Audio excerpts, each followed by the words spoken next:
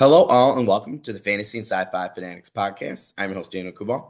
Today, I have me a very special guest, Richard Sparks. Richard, how are you doing today? Very well, Dan. Nice to see you. Yeah, nice to see you. I've actually had a couple of posts actually the last couple of days, which is really cool that were sent my way from different people or just like the algorithm for new rock, new roll. So I was like, oh, this is kind of serendipitous, which is really cool that we're filming this week and I'm already they know the audience, which is kind of nice, so it should give you some some nice confidence there in the algorithm. So I thought that was really neat to see like right off the bat. Usually when a book's releasing or anything, like it usually takes a while for I think some of them to come down the grapevine to me, but that one came right away onto my Amazon algorithm and a couple other things like Audible and things like that. So I thought that was really cool. But Yeah, it feels it's good like the to have like you the on and Gershwin discuss it brothers today. wrote. I've got Yeah. algorithm. Yeah. I like that. Well, thank you for coming on today, Richard. And we'll actually start right there with that first one. What has your writing journey been like up until this point?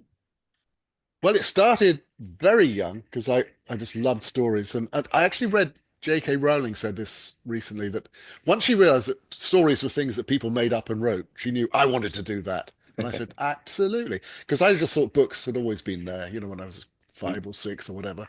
Whereas oh, somebody wrote this, they made it up, and excuse me. I even wrote to an English publisher when I was about 6, saying, Oh, I want to cool. write books. How do I do it? I spelt it wrong and everything. But Mum kept the letter. That's awesome. But I've always loved writing. I've loved reading. Uh, Reading is usually a lot easier than writing. But even though you're right, I'm lucky that writing does come easily, but not in the terms of writing a book. A book's always, going to have elements that are a struggle. I mean, for example, the first book in the New Rock, New Roll series, well, New Rock series, New Rock, New Roll, ROLE. Took 2 months to write the first draft. It came out an absolute burst of creativity, 150 odd thousand words, a ton of editing. I worked with 3 different editors.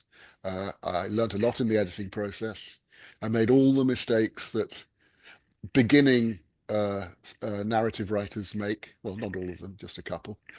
Um, because although I've been in writing my whole life, I learned my trade in script writing. Because as I say to people, if you want to be a writer, take any job you can get. I mean, now you can go out and go with a cell phone. You can meet people, kids at film school, work with them. I know lots of young actors and writers and directors who are clubbing together and making material we couldn't possibly have made when I was 20 because the Yeah, technology didn't exist. And you need a 16 millimeter camera and an editing room. yeah. But I took every job I could possibly get because nobody's going to pay you to write novels straight out of college. So I did scripts, I did sketches, I did stage plays, I did adaptations, I did teleplays, some screenplays. I've got like anyone else, I've got the bottom drawer full of stuff that was unfinished, and several attempts at writing novels that were basically practice. In that, I've always known how to write, but I've never, until the New Rock idea hit me, known what to write, exactly what. My idea. Nobody else could have done this. Nobody else could, well, that kind of feeling that you have. Yeah. Uh, and a producer friend of mine, he's English, he produced Blackadder, Not the 9 O'Clock News, QI, Spitting Image. He's our leading comedy producer of our generation. He had that moment with QI, which is a huge hit here in America as well as on English TV. He just knew that was it. And he was in Hollywood. He'd been offered a film and he turned it down and went back to do this thing that he couldn't really explain to people. But it's Yeah. been on the air for 20 years and is a big success now. But when you know, you really know. And I'd never had that before with the novels that I'd written, some of which I finished. I remember stopping halfway down the page. I think it's 385 of one, maybe 285. Uh, just thinking, who on earth would want to read this? It's terrible. I keep writing it. You've got to figure out. You've got to get the tone right. And there's so much to learn. But basically, it's been a lifetime of getting to this point where I've found my bliss as a writer. In the New Rock series, I've written 4 in the series now. 2 are out, published. The next one will be coming out in November, and then the following November 2026. I'm on book 5 at the moment. And this is it. This is, finally, it's kind of, well, the same producer when I had a drink with him in England a few weeks ago said, left it a bit late, haven't you? Okay, what the hell? We don't always get their age. Well, Douglas Adams was a contemporary of mine, and Yeah, we yeah, worked together. Lovely chap, gone far too soon. Douglas did it in his 20s. Well, let's see, 19, yeah, in the 70s. He did it in the 20s. And I remember, well, I mean, the first I heard of it, I bumped into Jeff McGibbon, the actor, in a yeah. Oh, yeah. pub in London. I was actually on the Oh, that's first cool. date. I was on a first date with the young lady I was interested in, and went to the bar to get the drinks. And there was Jeff, and I hadn't seen him for a bit. Said, "Oh, hey Jeff, how are you?" And he said, "Oh, I'm great. Douglas has written a radio show, and I'm in it." Oh, And I that's said, cool. "Oh, fantastic. What's it called?" And he said, "A Hitchhiker's Guide to the Galaxy." And I said, without even thinking, oh, great title. Thinking, what the hell is that going to be like? So, and I didn't want a handsome young actor coming over and getting between me and the That's young fair. lady who we ended up having a very a nice relationship for a long time. Um, so bye. And then, of course, a few weeks later or months later, I'm driving around London listening to it on the radio, and it was so good. I actually prefer the radio version to the book because of all the great actors they had in it, all the Oh, great yeah, yeah, yeah. the music. It was so well put together. Yeah, yeah. So it's been a long lifetime journey. You're just taking any job you can get, and some years are really great, and other years you don't earn anything. What can I say? I feel it's fair. I'm like kicking myself now. I was 17 and I had sold a screenplay, and my old drama teacher, rest his soul, he was like, "Hey, I can broker this for you with, my agent." And I'm like, so he was still doing a lot of acting and stuff, and I'm like, "Yeah, let's do it." And then he came back, and I was like, "All right, I was like, it was like almost like 6 grand, and I had like a vigilante superhero thing. This was, oh my God. I think yeah, 17. So I just turned 37, so 20 years ago. So before the Marvel craze and everything. So he was like, "Yeah, they're gonna do this thing." I'm like, "Okay." And he's like, "Yeah, I think it might actually get like a pilot." And I'm like, "Oh, it's cool." And he goes, "Yeah, they're gonna change everything." I'm like, "Wait, what?" And Oh no, you 17-year-old didn't. me. Yeah, well, Uh, like I'm thinking uh, like I was like, "No, it's really good." Now years oh, later, I'm like, "It's oh not that God. good. Like you should have taken the money just for college, but then Uh, taking the credit, just to get that, professional the experience." So I credit, had it. learn it. You'll be, Yes, if they can yes. tolerate your Yep, presence in them, they'll give it to another writer to do a yep. polish or rework. I'm Other like, writers. If you're lucky, they'll invite you into the room for the reading, and yep, they'll say, "What do you think of this?" And you can sit there and you can learn. Oh my yep, God, the first thing you have to learn as a writer is how to in the collaborative business, yep, particularly, is get out of your own way. I've yep, worked with young writers who say, why is this here? What? Oh, well, I like it. Yeah, but the script doesn't like it. Yes, but yep. I like it. I'm not changing it. Well, look, put it in a script where it fits. It doesn't fit this story. Yeah, yeah, And then yeah. that stubbornness, that first step is when people resist any changes. They don't understand that you're not invading their soul. You're trying to help. Yep. And quite often, of course, incompetent morons try to help something that is a work of genius and destroy it. That's your Well, opinion as the writer. But yeah, honestly, you're not going to learn much if nothing happens to your writing. yeah. Look, my first big TV gig in England was a series. It was the highest rating children's program of the 70s. I was in my 20s, so it's called The Famous Five. It was adapting books by Enid Blyton, the children's writer, very, very big in England and the Commonwealth. And she wrote the series of books about four kids and a dog who go off and have adventures, bicycle around and do things. And my agent at the time, really great agent, she was Douglas's agent as well, and some of the Mm, Python's agent, just had about 25 of us writers. She said, I got a meeting set up with you with James Gatwood, head of Portman Productions. He's about the only producer I can think of in London who will give an unknown writer a shot. Go and mm, meet him.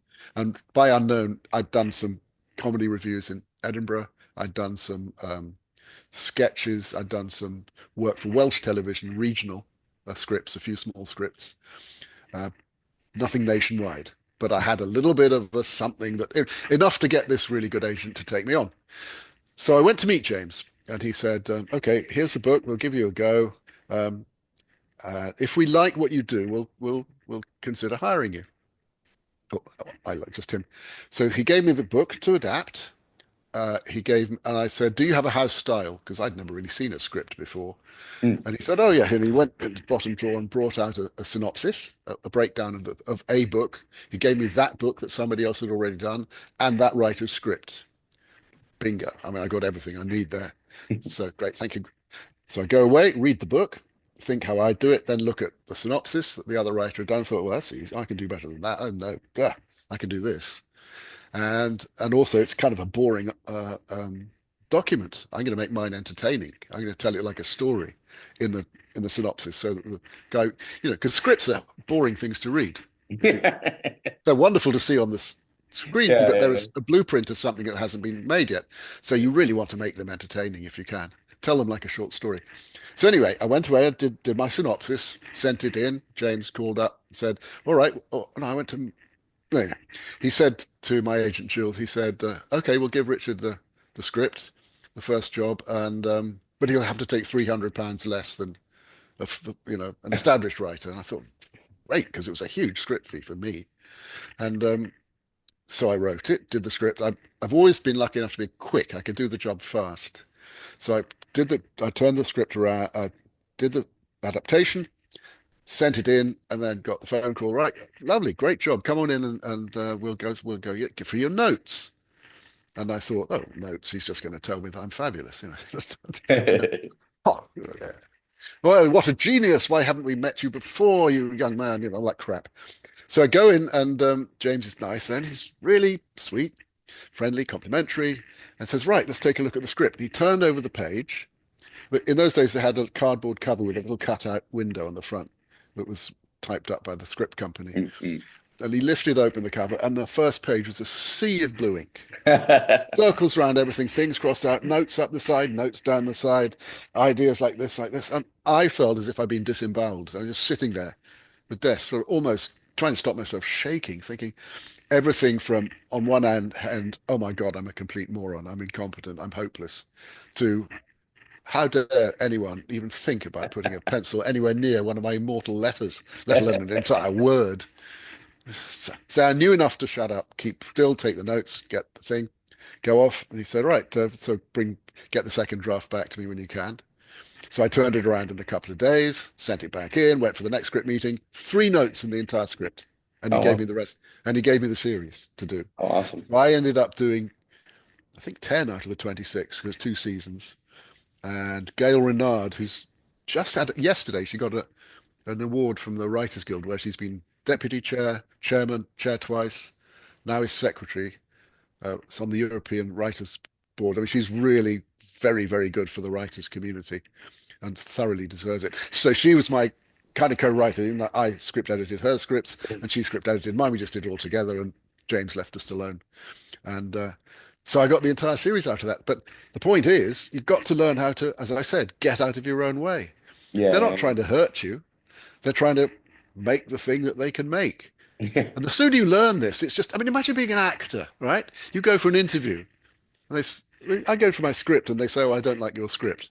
Well, that's hurtful, but it's just words. An actor, I don't like you. Your entire person. You weren't right for the part. I don't like you for this part. My God, that's got to hurt. Yeah.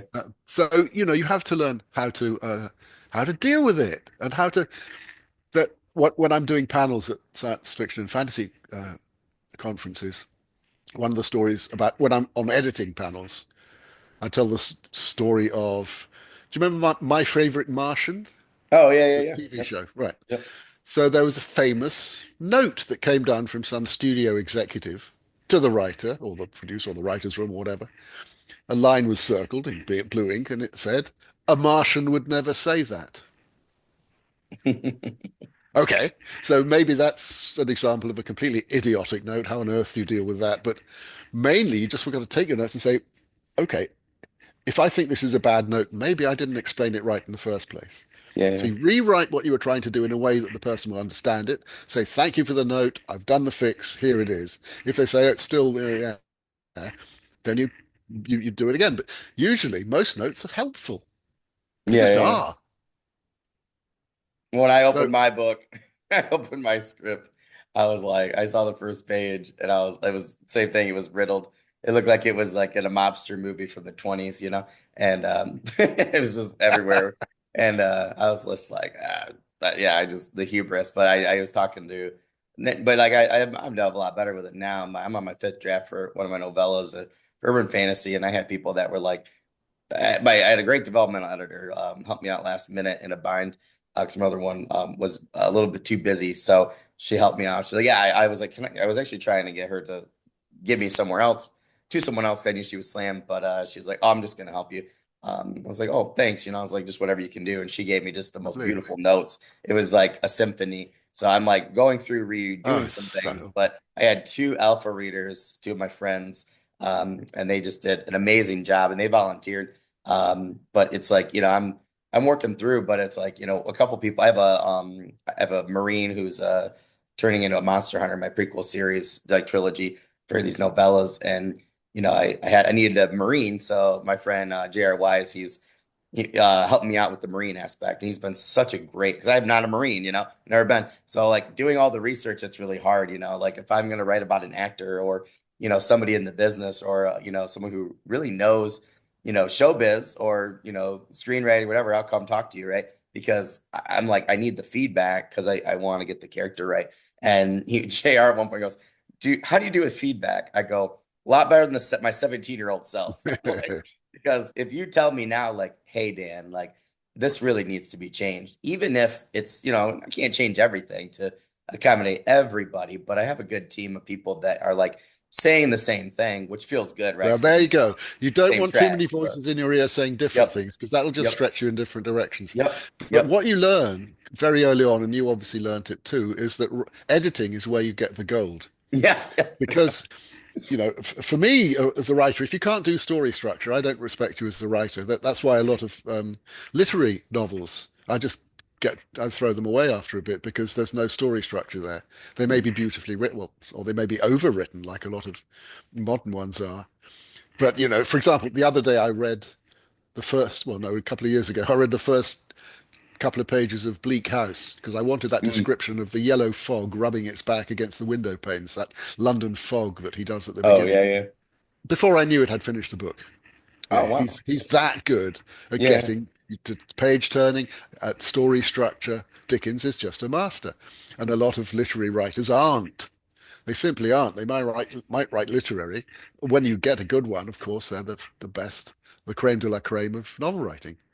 Well, But yeah, that's like a Lonesome yeah, Dove. My dad was like that. well, he's a very very good story Yep. structuralist, and if you Yep. can learn story structure, and that's what happens once you've got your first draft, you've got your story structure. Now, what can happen is the editor can come along and pull a tiny little thread and a whacking great bit of, a subplot falls to pieces or something, and you go, I see, we got an actual structural fix.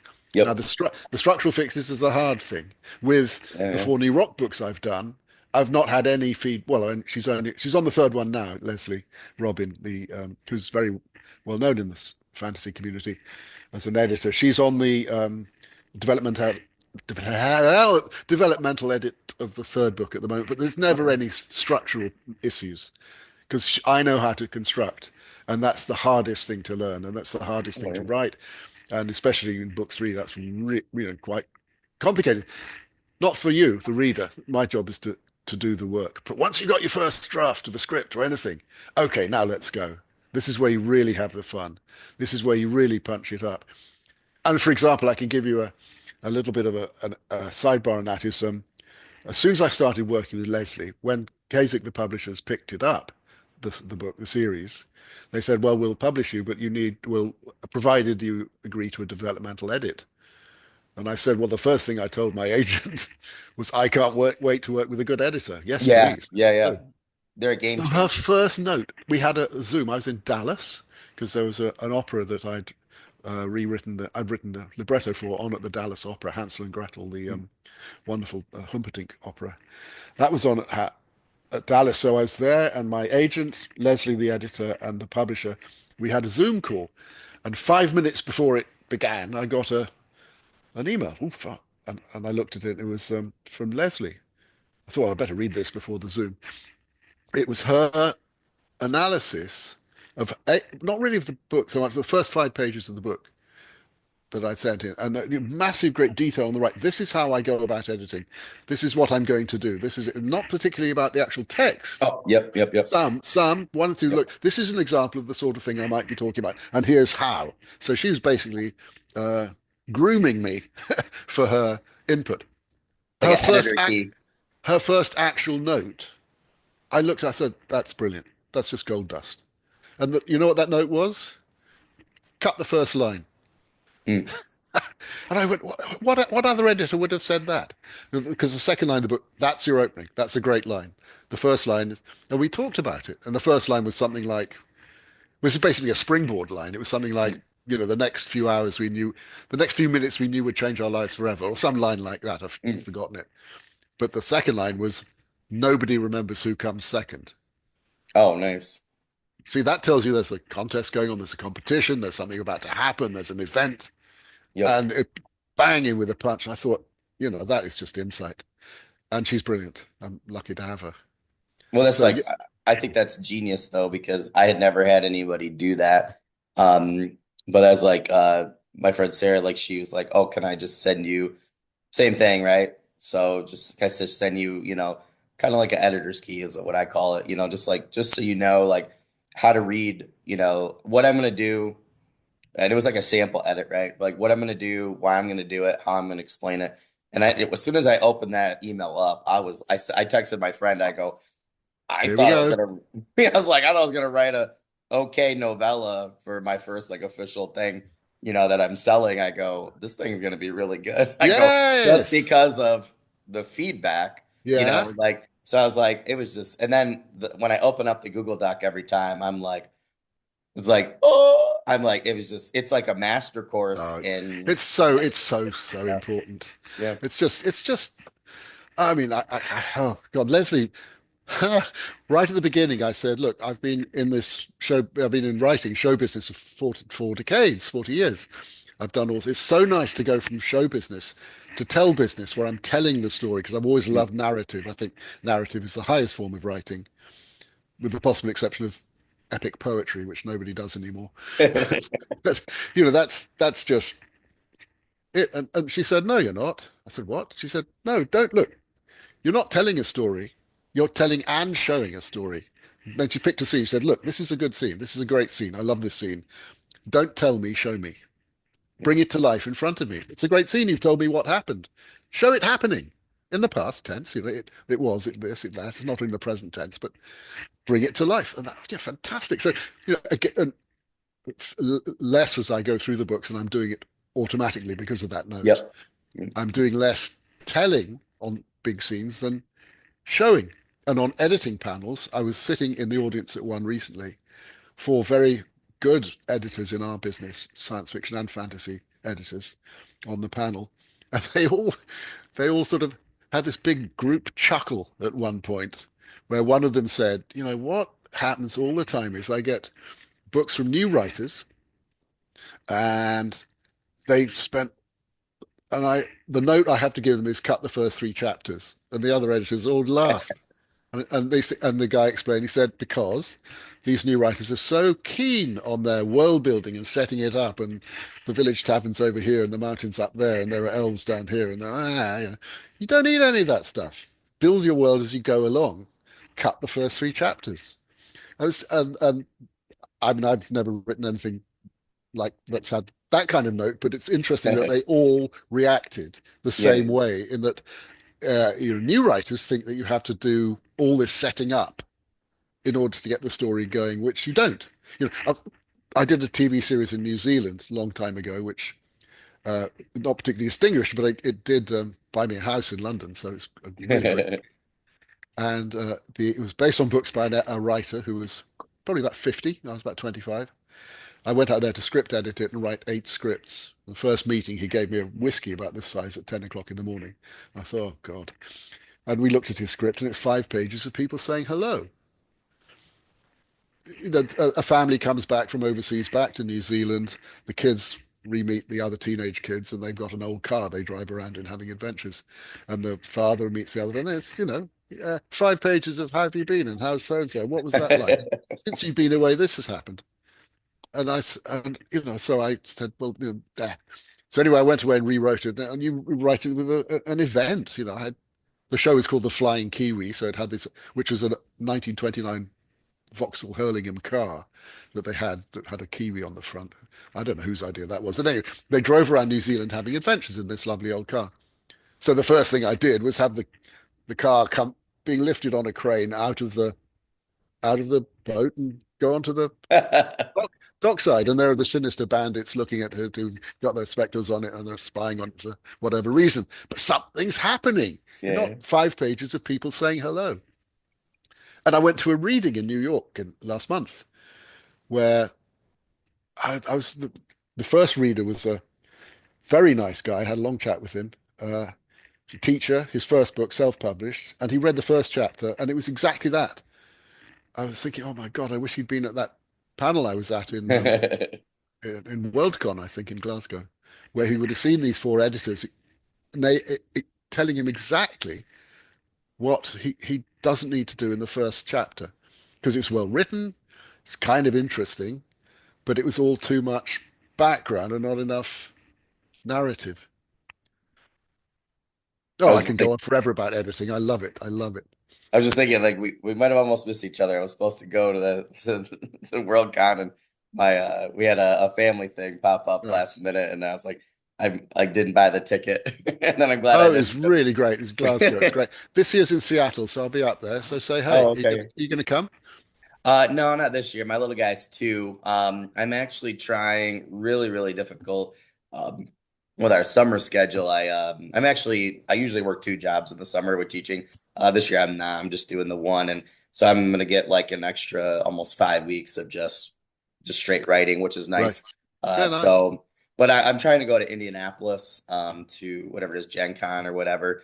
I'd I don't love know to that get one. down to Atlanta in like Labor Day weekend, but unfortunately, Well, come to Brighton in England at the end of October because that's the big World Fantasy Con, which is oh, merging that I year forgot with about that. the British Fantasy Con is then, and our third book in the series, New Rock, New what the hell's it called? New Rock, Oh, New okay. Rules, is going to Okay. be have a launch party there. So Oh, that's actually cocktails on really good me. to know. Yeah, I think it's That's going to be actually on really good to Halloween know. night. Oh So yeah, that'd yeah, be they're such fun these conferences. yeah. I just know so many. I know so many people actually that way. So they're always like, "Hey, if you can just get over here, they're like, you can just we'll just hang out." So I they were trying to get me to Check it out. go to with oh I forget they had an event. I'm so sorry about this, Holly, but HL Tinsley, a lot of guys like a lot of people like Tim Hardy, a lot of people were throwing on an event. I was actually supposed to have my novella done for the event. They were going to give my novella away as the door prizes for like the first 50 people. But unfortunately, my editor, she was like, you just need like two more edits. And I'm like, when the queen of editing for indie fantasy tells you you need two more edits, you need two more edits, like at least. So I like had to get a hold of her. I said, I'm really sorry. I said, and someone else, I think Sean Crow, actually, my friend, they did his instead. But yeah, I'm always trying to get over there. So that would be really cool. See you So in October in yeah. Brighton. Yeah, World Okay, that's Fantasy. actually really good to know. I totally forgot about that. Yeah. So I'm definitely looking for something that way. So that'd be super fun. But I do definitely want to talk. I know we're about halfway now with our time. We mentioned, your book, New Rock, New Roll. So I want to, a little bit, but I want to get right into that with what is the book about and how did you come up with that idea? Well, it grew out of my love of role-playing games. I really got into online gaming. Mm. And one day I was galloping around. I think I was on a on a PvP jaunt with 24 other scoundrels. We were all listening and The best galloping around kind. from exactly, trying to find the enemy camp and take their castle or whatever we were going to do and hide and ambush and probably drunk Fridays. They had that group. So anyway, I was just thinking, what would it actually be like to be this guy? I had a heroic young battle mage with long flowing blonde hair and a battle staff that wielded magic. What would it really be like to be this guy? And there was only one way to find out, and that was to write it. Because I That's cool. realized I may be good, or the other people way better, at pushing a keyboard or a mouse and a keyboard, mashing a console. I'm okay at that. I'm up to, top level. But if I was actually to find myself in a world like that, not in a game that's been done in Tron and everything, I'm not going into a game. So it's not it's lit RPG adjacent, you could say. You'd be useless. I've never held a sword in real life, or maybe a plastic one when I was a kid, but I wouldn't know what to do. So the premise of the whole series is that this guy, who's basically a retired school teacher, somebody basically me, um, who's gets his who spends his life gaming. You know, as a widower, lives by himself, and he's really good. And his two best friends, one is an Australian player whose avatar is an orc who wields a battle axe, and the other one's an Australian Asian American girl who's a sword dancer, dual wielding damage, Cool. and great. And they're just best mates. They've met, they've quested, they're best team, and the three of them win the world championship of sword and sorcery online. Great.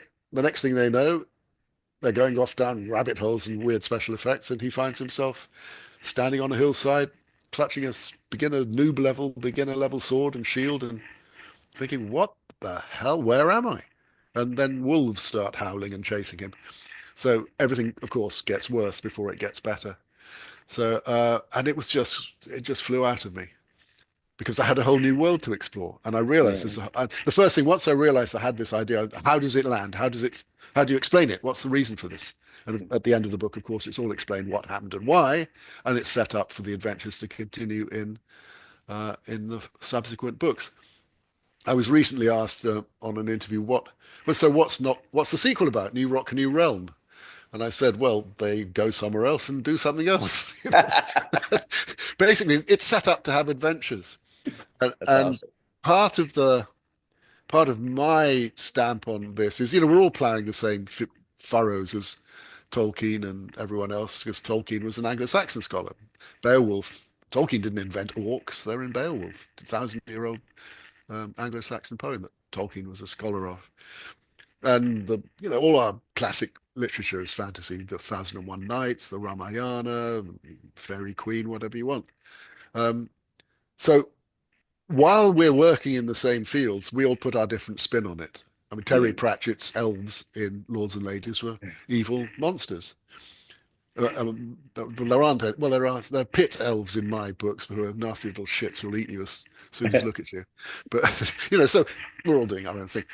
Yep. One of the reviewers I got last week um, wrote that because of my background writing comedy, he thought I'd be writing a spoof, a sort of a piss take, Mm. mocking the genre. Oh, interesting. And he said it's not like that at all. It's just they're proper adventures, but there's a lot of fun in them. And he came up with this term fantasy, which I really like I've been because using that. yeah, No, no, yeah. Richard, that's me. I've been saying that for a year on here, year and a half actually. Well, I think and look, comedy is not, as I said before, are not nice people telling jokes. That's a dinner party. It's all about things going wrong. People falling over and Bishop slips on banana skin and accidents and betrayals and confusions and mistakes. And what adventure isn't full of all that? Things going Yeah. wrong Yep. and problems to solve. Yeah. The That's fun. root, yeah. So naturally, funny things happen during the course of the stories, but they're not spoofs. There was, in fact, if you listen to the free samples on my website, there's one from each book now. Both chapters have a comedic element in them, while being, you know, in the middle of the adventures. So I really love that term, fantasy. What are you using it for? How dare you use the term that somebody just invented? Can't believe this. Like, so this is crazy. So I have, but you know what, Richard? I have receipts. I came with receipts because this podcast I have stamped. You know what I'm saying? I have time stamped, date stamped.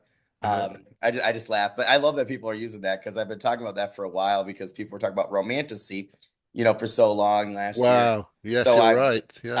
I have a D&D party I used to play with, and now we're all kind of having to work too much, which stinks. But we're trying to get back together soon. So but we had a campaign that went on for a while, and we had like a 16-year-old DM that filled in for us at the local game store, and it was her first time doing anything. Talk about somebody that needs to be a writer. And I kept trying to encourage her, but she just like lacked confidence. But I was like, "You're brilliant." And there were some things that she started with our characters that were just it was a dark fantasy. We're in a dark forest, and stuff was just nuts. and it was so much fun though. And I have like a skald, like a Viking skald, who's just a troublemaker, and he's a rogue. And then my friend's was like a dwarf, like chemist slash rogue, and the two of them just got into hijinks with our friend who's a druid, and it was just hilarious. So I've been talking about this for a while, where I had a Well, couple of we characters with, clearly there is a movement happening here that we're all now yeah, converging yep. and realizing you're doing that. Yeah, we're all doing that. It's like this other thing. I was at a panel in in England at the British Fantasy Society's annual convention, which was a lot of fun in Chester. And the guy who runs it, David Green, took a class, I love a David. He's been panel. on here 3 times. Yeah, I he's try to get great. him back again. He did a panel which he ran on cozy fantasy, which is his thing, and he had papers and how to do it stuff and exercises for us all. And I thought at the beginning the word cozy was a little bit patronizing. The Mm. kinds of like little tweed, like sort of gentle and soft. And Oh yeah, yeah. no, it's not what he means by it. It means that it's safe, it's fun, it's great. Yep. You know you're going to have a good time. A lot of people are into horror. I'm not. Fine, that's good for them. Whatever. I don't like bloodshed particularly, although there's plenty of battles in my stuff. But I don't like atrocity porn. There was Yeah, yeah. one book I read recently, or read half of, started off really well. It's a well-selling book, and the first half was a training sequence. The heroine, the young girl, goes to a college and learns basically, and then when it opens up to be the war and the problem, and she's out there doing it, it was atrocity porn. Mm. Every battle was overdone. Everything that happened was. I just threw it away. I can't. I don't want to read that. Oh I yeah, yeah, just totally lost interest, and that I think yeah. is what you should never do to a reader is betray them. You should set it up, and the reader gets to trust you. For example, book three, New Rock, New Rules, was really complicated in terms of plotting. There's a riddle that appears in the middle. That's the answer to everything, but they don't understand it. Well, it's all theirs. I mean, words of one syllable, and the hero's going, and the advisor says, well, it's there. If she said it, that's what it is. You got to go figure. And so what the reader needs to do is trust that the hero and the writer together are going to solve that problem. Now, Yeah, it's very interesting when when you're reading a book to get the problem and you think, "Wow, what's the answer to that?" Let me think. Take Ready Player One, the book, for example. mm. Three hidden keys open three secret gates. I And you thought so. Yeah. Okay, right, yeah, that's great. I wonder where they are. Where might that be? And then another clue is revealed, and then there's something from 1980s culture where you think, well, that was okay. Then how does this actually apply now? And of course, you can't work it out, but the hero does, and the writer does, and because you've by then trusted them to take you there, you're relaxed. You're thinking about it yourself. You're trying to solve it. I got to get Yep. this. I'm sure I can get this. Like when you're reading a who done it. Yeah, I can figure Yeah. out who did the murder. So you got to trust. But if you break that trust as a writer, I think that's the cardinal sin. I've read books where people say, "Oh, it's all a joke at the end," or "No, he turned out to be a con man," and you go, "Oh God, you got me all this way, and you tell me that I've been wasting my time." Yep. I I won't name them, but somebody who, speaking of fantasies, um, I I had read a book, and I read many of the person's other works in the world, and I thought, oh, and it was started so well. Get to the end, and the hero, as I would call him, even well flawed, just did a thing at the end where I'm like, is this really how the book ends? And the book ended, and I'm like, I just felt so cheated, and it was Yeah, just crazy yeah. because I'm like, this person was one of the people where I'm like, oh, I'm going to read every one of their books, and then after that, I was like, I just couldn't figure it out, and I'm I not read going to. I more. can't stand this. Oh, it Yeah, was well, just it was just that book. Unfortunately, I think that the editors or the company, I really do feel like that there had to have been some sort of pressure there or something. And it was a one shot, and it was kind of crazy. But there was a company that went under and got bought. And before that, I read the most brilliant board game trilogy. Like they're set in a board game, and it was amazing. And there was a trilogy, and these characters, I was just with them, man. And like their adventure was just, I call it a fantasy. It was awesome. and dark Excellent. fantasy, and get to the end, and I could not figure out why the last, like why the epilogue ruined the main character, like the main character, like made him evil. And I'm like, why? Like without that chapter, I pretend it never happened. It was one of the best Yeah, trilogies I've ever read. I found out it bugged me for like the last 5 years. So I actually did some research, and the company, when they got before they got bought out, the author thought that they were going to get another trilogy. So they had written the first trilogy as if, like extending it to the next one, and the company got bought out. But that book, like that ending, made me want to write again and really convinced me that I never want to do I that. can Even though fix it this. wasn't, yeah, it Yeah, wasn't like yeah, that. It was planned. It was planned, yeah. but it wasn't like that was what was supposed to happen. But I just felt the universe gypped us on such a great ending, It's great people. characters. It's often it's authors trying to be too clever. It's trying, but you can't ever betray your audience. Yep. You've got to surprise them at the end. Yep. You Yep. you lead them up the garden path and they think, oh, the answer's over there, it's over there. And when you say actually there, and they go, ah, you got me. Yep. Yes, of course. And they Yep. love it. We love being surprised. I But you think there should have cannot, been I a mean, question. I agree with you. I think there should have been like a question, like, the like instead of just like, oh, this horrible thing happens to the main character. I think it should have been like kind of like a question. And I don't want to give it away, but like there's like an item that takes him over. And I think it should have been instead of that happened, and he's evil now. I think what should have happened was that there should have been a glint of the item, or something like where something's he's not a quite different right. character. Basically, Yep. you've turned Yep. him into a different character. That's not Yep. acceptable. And he was one of I my mean, favorites. So yeah. there are, unfortunately, there are sequels that do that, that Yes. betray the first book or the second book or whatever. And it's really, really Or the important. movie. Well, yeah, well, that's another rabbit hole to go down, and movie Yeah. adaptations and Well, I was on, we were endings are talking hard. about, This is why it's so important. The first thing you must do once you've got your idea, where does it land? Not yep. necessarily how does the plot end exactly and specifically, because you don't know the plot yet. You've just got the story. And there's a big difference, as you know, between story and plot. But you've got to figure out what's the explanation for all this. In New Rock and New Roll, the first thing I did is how does this explain? How did this happen? Why? Where? And it's all at the end. You go, oh, right. Now we're set up for more adventures. I get it. Well, That's cool. oh, interesting.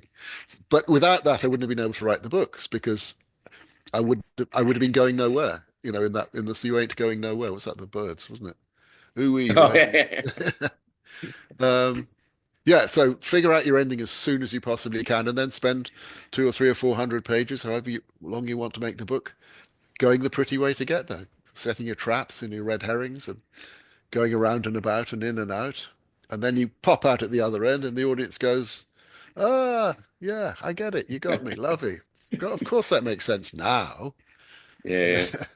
Well, I like the Brandon Sanderson talked about, we're reading for book club Words of Radiance right now, book two for the Stormlight Archive, and oh, it's just started so well. But he was talking about for the longest time he couldn't figure out book two, like it wasn't working, and then he thought I'm gonna do like a map, and he was reading some author, he talks about it in his BYU lectures, but some author had like a Dante's Inferno thing, but they tweaked it a little bit. It was like a writer got stuck in Dante's Inferno, and like a modern day writer, and he every chapter you could map out where the person was. So he had this brilliant idea. I'm going to do a map. So and when he mapped it out, like they have to go to multiple places. Here's where they're going. Here's where they're ending. He said that book just flowed.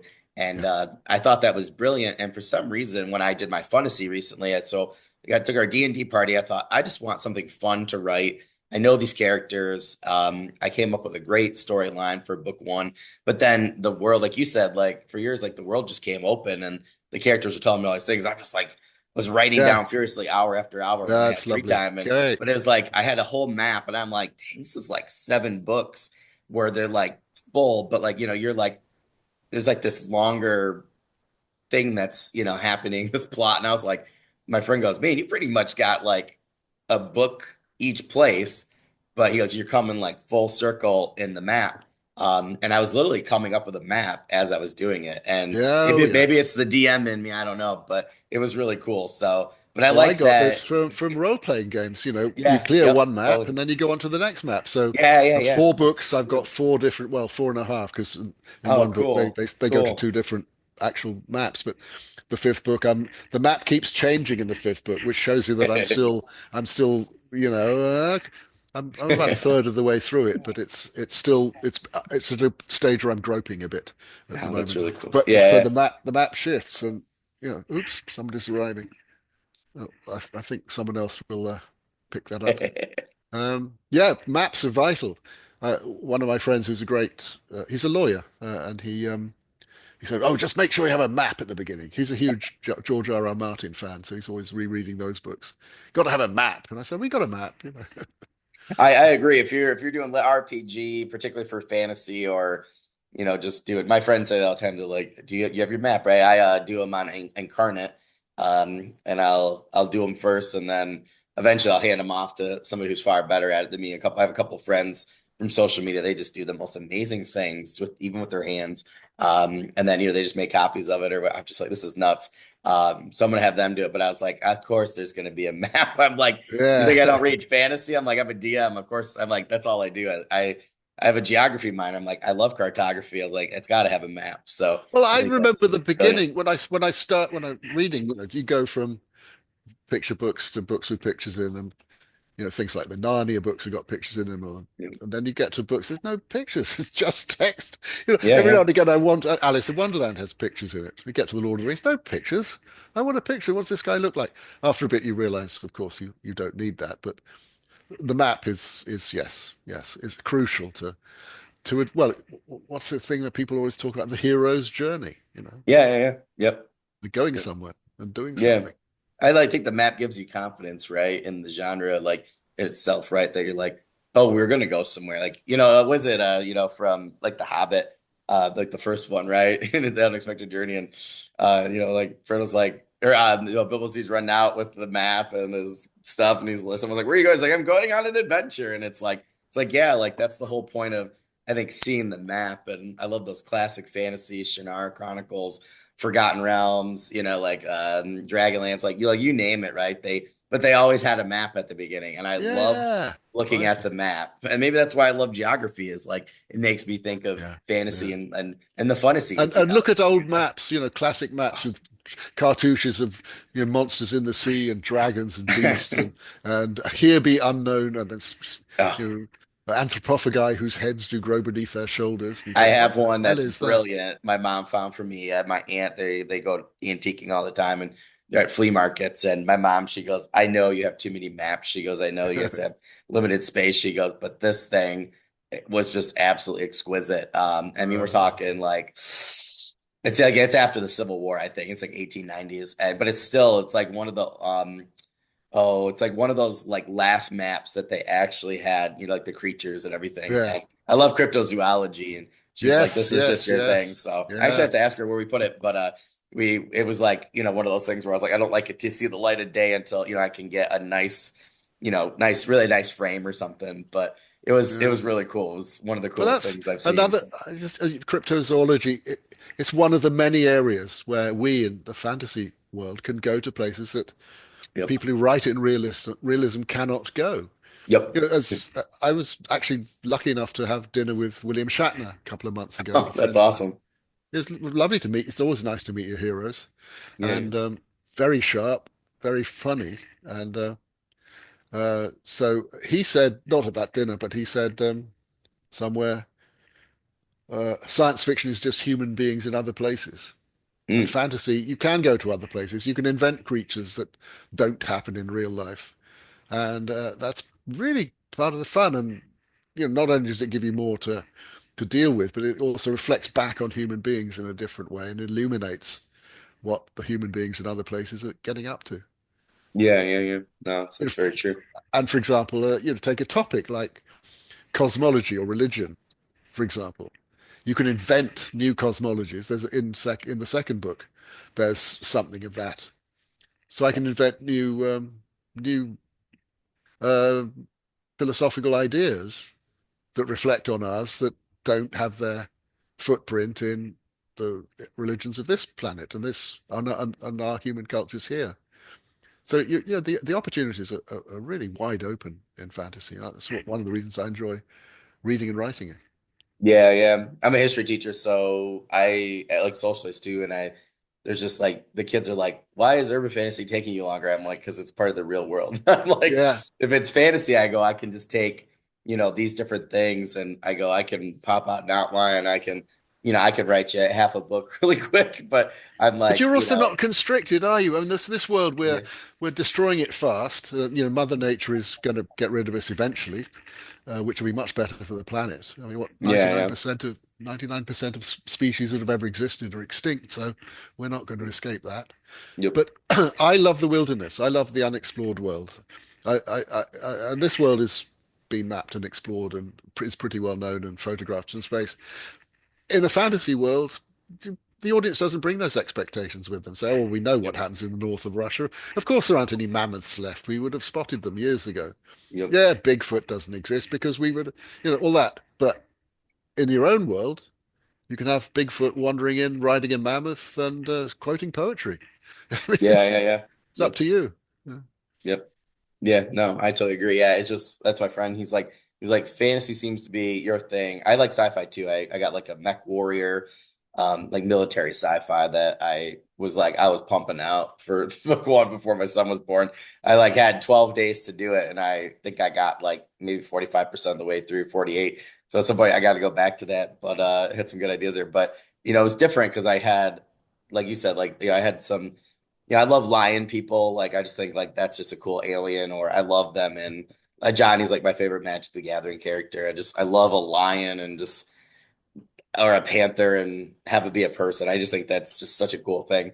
So I love doing stuff like that, but I think it's just a little bit different, within fantasy because you don't have to explain things the same way that you do in sci-fi. It's Exactly. No, similar that's but a very slightly good different. point.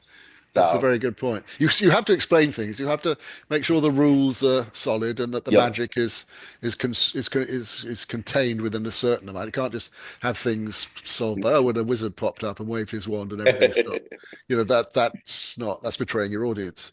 yep, If yeah. you're using magic sparingly, I suppose George R.R. Martin hardly uses it at all. I mean, there's a dead woman who runs around and does things, and there's dragons, but there aren't any wizards like there are in my book, for example, or magic users, mages, casters, like there are in role-playing games. People who use magic skills, but you've got to make sure that they're limited. You've got to make sure that the heroes are weaker than the villains always, because they've got to have a big problem to solve. Yeah, yeah, I mean, it wouldn't have been Lord of the Rings if Sauron. I only learnt recently yeah. he's pronounced Sauron, not Sauron. If Sauron had been sent off to find Frodo, that's no book there, is it? Yeah, yeah, yeah, But the yeah. little guy with the big problem and the big burden, there's your story. That's a great one too. Yeah. I know we're running down on time here, but I definitely got to ask this question because I'm just so curious, just with like your background with gaming and stuff. What is one world you wish you could transport yourself to in fantasy or sci-fi, or it could be a game, and why? Like, why would it be that world? The one I'm writing. Oh, that's a great answer. No one I ever mean, says just that. absolutely, It's a great completely. answer. Why has nobody said that in the year I've been asking this question, guys? That's really funny. Because anything is possible in it. The other worlds are constrained by other writers' imaginations, but this is mine, and I can, yeah, that will. Oh, yes, please. I'll be there tomorrow. Yeah, yeah, that's a great answer. And in fact, the three people who come from our world. I mean, first of all, they can't find each other, so they're stuck. One of them gets lost for a couple of hundred pages before she turns up again. Spoiler alert. Well, she's going to. But there's very little conversation about what happened back then because that's taboo. They don't talk about it. What they were in real life, never ask, and never. But they just say this is so much better. This is where we lived. And those of us who really got into gaming, we couldn't wait to come home from a boring day's doing whatever Yep. and hitting the game and going adventuring with our buddies or separately in a beautiful fantasy world. And some of the questions I asked about is about the rise of the older gamer. Because when I started, I thought everyone was 16 until I use this in the first book. One of my guild masters typed in chat one day that she was retiring next month. She was going to be 85, and did anyone want to take over running the guild? Oh wow. And I went, oh, wow, there's all ages here. Yeah, yeah. And she was a very good guild master too, by the way. Oh, that's awesome. So those of us I've been to some interesting places in this world, but my adventuring days are pretty much over. But I've still got the yearning for it. I don't have the knees for it. I can adventure from the safety of my own room with my keyboard in these amazing worlds that the designers and developers have created for us to play in, and I'm so grateful to them because without them, I'd never have had this inspiration for the Yeah, yeah. for the new rock series. Oh, that's awesome. That's super cool. I want to make sure you have time for this last one. Do you have any news, updates, current projects, anything like that that you can share with us? Well, the latest news was, this is going to sound very immodest, but I'm sorry about it. Last week in the well, this is January, so this goes out in March, May. May. Yep, yep, May. Right. Yep. In January 2025, there's an article in The Guardian, which is the big newspaper in England. It's like the Washington Post or the New York Times, one of the top papers, um, about Rowan Atkinson's 70th birthday. And it was a listing of his 10 greatest film performances. Uh, the one that was number one, I wrote, which is a sketch he did in The Secret Policeman's Ball 45 odd years ago, which I wrote for him in a tiny show. But then John Cleese saw it and asked him to do it in this show. And Rowan, he really went on stage an unknown and came off a star. He's a it's extraordinary talent, Yeah, and so yeah. it's really nice. And the guy said he would talk about all Rowan's pieces, and there's but the real genius is this sketch with the this and that. I thought, God, only by association, because if Rowan hadn't done the sketch, with his performance makes the sketch. Chekhov Yeah, yeah. said, "I write one thing, the actor writes another thing. Together we make a play." Well, I Yep. wrote the words, Rowan wrote the performance and the character. Together we made a sketch. But to be number one in the Guardian and to have all that That's praise, awesome. that's just made my week. Yeah, So yeah. that's well. By the time this goes out, that'll be old news. The third book in the series, New Rock, New Rules, comes out in October, November 2025. The fourth one will be 2026. I'll be at Worldcon in Seattle. Where else am I going? Balticon, I think. Norwestcon, also Seattle. Oh, I think cool. there's April, May. And then Brighton in England for the World Fantasy Conference in October. Not sure what others I'm doing. Um, Mainly just sitting at home and trying to write my 500 words a day. Well, that's awesome. I just want to remind our audience, just don't forget to check out Richard's book and social links. I could also throw the Guardian link in there as well. I thought that was really cool. So I could throw that in there as well, so you guys can check that out. So make sure you guys are checking everything out in the description below.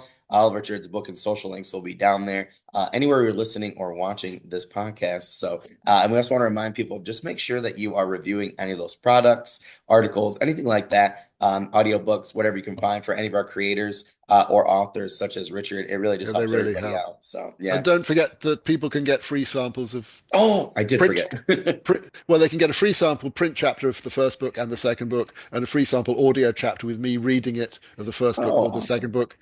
So there's four chapters up there, different ones on richardsparks.com. There's no E in Sparks. And so please go up there and check it out. And if you enjoy it, come on in. The water's lovely. Oh, and I totally forgot, Richard. I'm so sorry.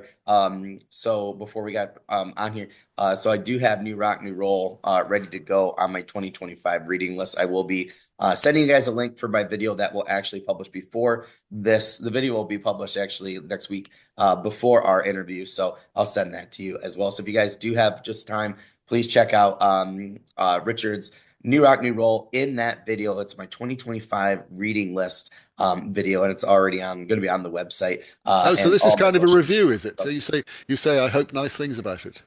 Well, it's going to be like a pre-review, and then once Uh, I've read the book, then I'll do the review. It's just to kind of get the books out there for all right. 2025 that are on my list. But Well, I I just warn wanted to you, mention if that. you So, if you read the first one, you'll have to read the second. They're oh, following on. There's more to come. There's more to come. please don't, Uh, Richard. Please don't. no, no, don't make me. That's awesome. Well, Richard, this has been awesome. I would definitely get a hold of you guys. I would definitely love, to get you on for, head time for next season and or where we can figure out, for, your next release dates, everything like that. So I look forward That to would be that. But fun. That's been yeah, it'd great be awesome. fun talking to you, Dan. Thank you. Yeah, yeah, yeah. Anytime. Well, Richard, you have a great rest of the day, and I hope, good luck writing, the rest of the, these books and everything. And to And you, mate. no, I Writing, appreciate it. just Yeah, I'll send it to you once I'm done. just keep But writing. yeah, amen to that. Well, I hope you have a great rest of the day, Richard, and I will talk to you soon, my friend. I'll see you later. Thank you. Bye bye. Bye.